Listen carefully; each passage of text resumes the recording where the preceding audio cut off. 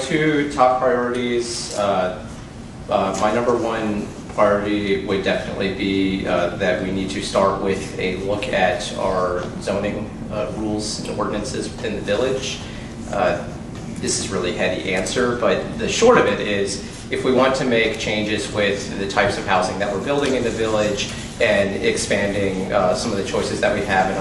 and I'm talking about, you know,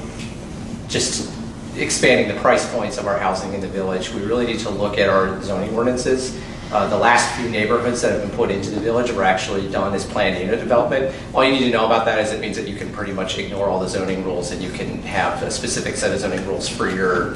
development, for your neighborhood. The fact that we keep having to use those kind of indicates that our zoning rules are outdated and that we really should be looking at them to update them. My second major priority, and I kind of hinted at this earlier, is we really need to, you know, going back to that question about the school district, we really need to improve that communication. The village currently uses some very outdated information from the school board about how many houses are acceptable for new growth in the village.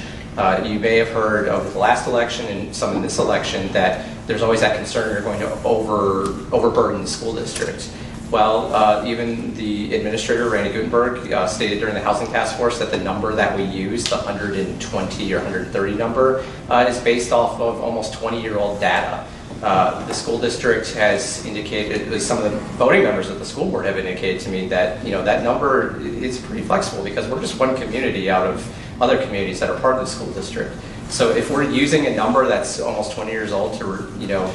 limit our growth, we should probably be more honest with ourselves and look at our growth priorities and say, well, you know, let's talk with the school district, see what they can really handle, and then we'll work with that number as opposed to just sticking with the same number for the same 20 years.